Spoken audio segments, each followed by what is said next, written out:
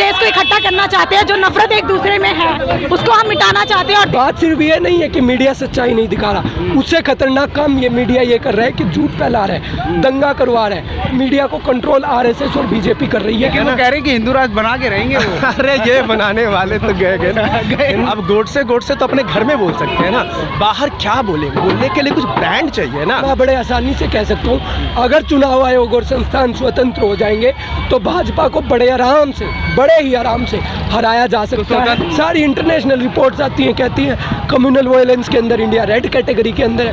बात करने के लिए जहाँ पर ये बैठ गए, जिनका अपने आप को ठेकेदार बन गए, जिसमें सभी धर्मों की जगह है, सभी इमोशंस की जगह है, पिछड़ों की जगह है, दलितों की जगह है, महिलाओं की जगह है। ये जो बुनियाद थी, ये बुनियाद पिछले 10 सालों में हिला दी गई है।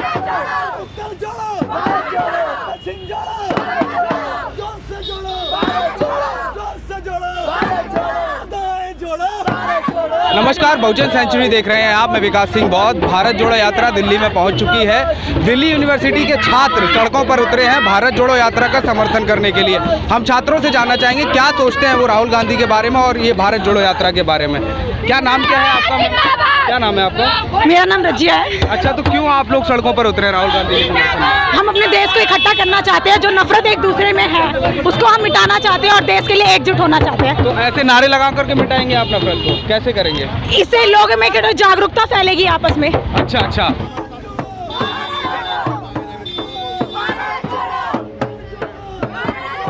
अमरजीत गुप्ता। अमरजीत, क्या करते हैं भाई आप?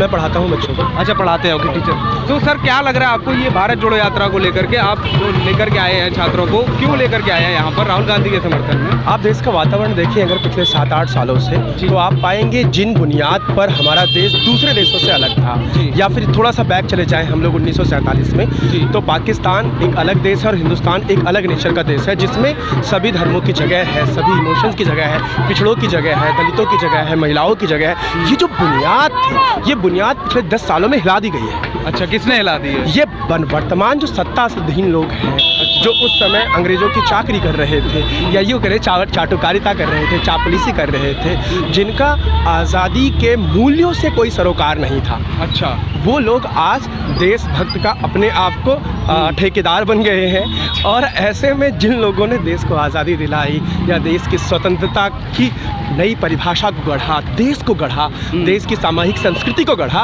उनको देशभक्त करके देश से उनकी दावेदारी खर्च कर रहे हैं, ख़त्म कर रहे हैं। तो अब मौका है कि वो लोग जिन्होंने देश को स्वतंत्रता दिलाई और देश को बनाया था, उनको अपनी दावेदारी दोबारा से साबित करनी होगी और इनको बेदखल करना होगा, न केवल सत्ता से बल्कि भारतीय सामाजिक मूल्यों को बर्बाद करने के लिए जहाँ पर ये बैठ गए हैं, जिन भी सत्ता प्रतिष्ठानों में है, चाहे वो मीडिया है, चाहे वो न्यायपालिका है, चाहे वो प्रशासन है, चाहे वो शासन, लेकिन चाहे शिक्षा है। जड़ें जो है काफ़ी गहरी नहीं करती हैं बीजेपी, कैसे निकाल पाई ये जड़ें तो हमेशा से गहरी हैं और इस देश ने 200 सालों का ब्रिटिश शासन निकाल दिया था। अच्छा। ये तो 10 सालों की खेल है इनका। लेकिन वो कह रहे हैं कि हिंदू राष्ट्र बना के रहेंगे वो। अरे ये बनाने वाले तो गए ना।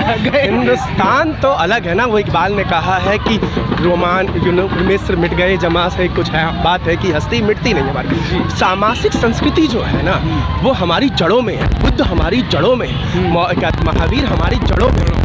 कितनी भी संस्कृतियों का कितना भी उठापटक हो जाए ना, तो बुद्ध यहाँ से कभी जाने वाले हैं और ना यहाँ की सामाजिकता कहाँ से जाने वाली है। तो सर मोदी जी भी तो यही कहते हैं बाहर जाकर के ये युद्ध का नहीं बुद्ध का देश है। मोदी जी भी तो मानते हैं। ये इस तरह से मान लीजिए कि जिसकी चर्चा है वो उन्हीं का नाम ले सकते हैं। उनके पास अपनी मजबूरी है कि उनके पास अपना तो कोई ऐसा है नहीं। अच्छा, कि अब गोडसे तो अपने घर में बोल सकते हैं ना, बाहर क्या बोले? बोलने के लिए कुछ ब्रांड चाहिए ना। आप इतने संकीर्ण लोग हैं, इतने छोटे लोग बाहर में और छोटे ना दिखे, इसीलिए हमारे प्रतीकों पर के साथ ही खड़े हो सकते हैं, है ना। कैसा लग रहा है राहुल गांधी की यात्रा? क्या मतलब क्या फल निकल के आएगा? मुझे ये लगता है कि राजनीति के विषयों में बदलाव होना चाहिए और कम से कम इस बात की टीस जो हर व्यक्ति के दिल में थी कि कुछ है जो टूट सा रहा है, कुछ है जिसमें हमारी दावेदारी छूट रही है, कुछ है जो हमारे जैसा नहीं लग रहा, कुछ बदल रहा है। न्यू इंडिया के नाम पर ये फ्यू इंडिया हो गया, फ्यू लोगों का इंडिया हो गया है, कुछ लोगों का इंडिया हो गया है। तो अब दोबारा कहते ज़रूरत है कि ये दोबारा से बहुजन का इंडिया हो, सर्वजन का इंडिया हो। जी जी। तो इसके लिए मेरे को लगता है कि सभी की इमोशंस को समझना, सभी के आपने दर्द कहा को समझना। बहुजन का इंडिया हो तो कांग्रेस कैसे समझ पाएगी अब बहुजन को? वो तो पहले बहुजन का मूल मतलब यही है कि जो भारत में जो बड़ी दावेदारी रखते हैं, जो बहुजन जब आप कहते हैं ना, तो बहुजन का मतलब मेजोरिटी नहीं होता। बहुजन का मतलब होता है जिनकी लंबी दावेदारी है, लंबे अरसे से दावेदारी है, और वो बहुत अरसे से उन जनों को सत्ता से दूर रखा है, उनकी हिस्सेदारी से दूर रखा है, वो बहुजन है ना।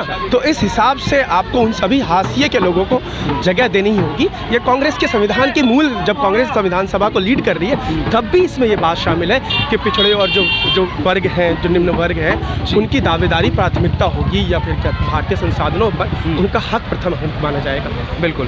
तो मैं महिलाओं से भी बात करूँ। क्या नाम है आपका? मेरा नाम रूबी है। कैसा लग रहा है आपको यात्रा? बहुत अच्छा। अच्छा, राहुल गांधी का क्यों सपोर्ट कर रहे हैं आप? तो क्योंकि वो ऐसा कार्य कर रहे हैं जैसे हमारे भारत को जोड़ना, मतलब जो जहाँ से टूट रहा है उसे जोड़ना। कहाँ से टूट रहा है? मतलब जैसे विविधताएं फैल रही हैं, अच्छा अच्छा, भेदभाव हो रहा है, उसे जोड़ना।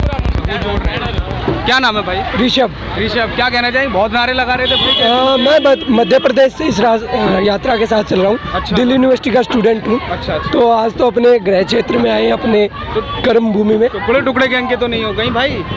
वर्तमान सत्ता के लिए तो जो भी उसका विरोध करता है, लोकतंत्र में जबकि विरोधी का सम्मान होना चाहिए, अरे वाह। वो तो उस हर व्यक्ति को टुकड़े टुकड़े गैंग कह देते हैं। असल में टुकड़े टुकड़े गैंग तो वो हैं जो शिक्षा के विरोधी है, देश के युवाओं के रोजगार के विरोधी है, देश के किसानों के विरोधी है। वो इस देश के टुकड़े टुकड़े कर रहे हैं, देश में दंगा कराते हैं, देश में सांप्रदायिक नफरत फैलाते हैं। वो इस देश के असली टुकड़े टुकड़े गैंग है। आरएसएस इस देश की सबसे बड़ी टुकड़े टुकड़े गैंग है, जिसका इतिहास दर्ज है कि जिसने मुस्लिम लीग के साथ हाथ मिलाकर, देशभक्त पार्टी है। और देशभक्त पार्टी है तो देश का बंटवारा क्यों करवाया आरएसएस और मुस्लिम लीग ने? अच्छा। आरएसएस की तो जन्म दरी है बीजेपी।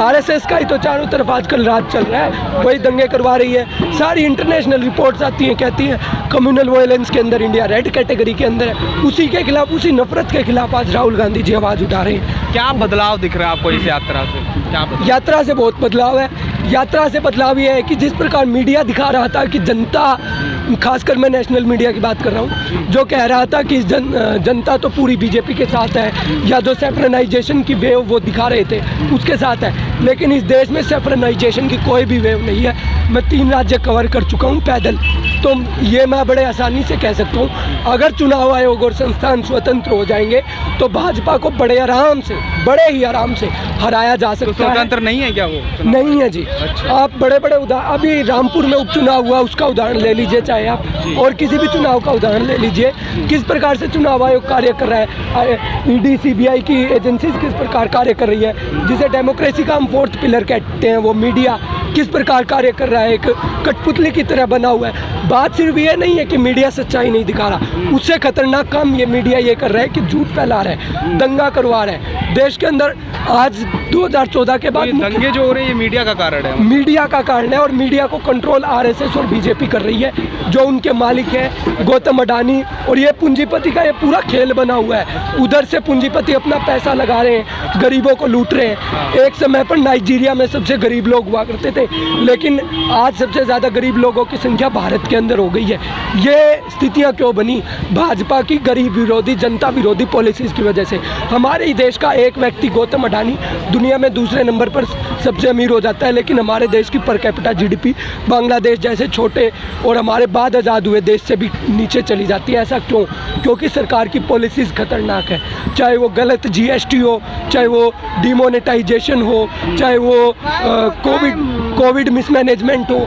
ऐसी स्थितियां जो भाजपा ने देश के खिलाफ बना रखी हैं, देश की जनता के खिलाफ बना रखी है, उसी का जन आक्रोश आज ये पॉलिटिकल पार्टी है कांग्रेस, उसने अपने नेतृत्व में शुरू किया, तो ये जन आक्रोश के तौर पर जनता उतर रही है सड़कों पर भाजपा के खिलाफ।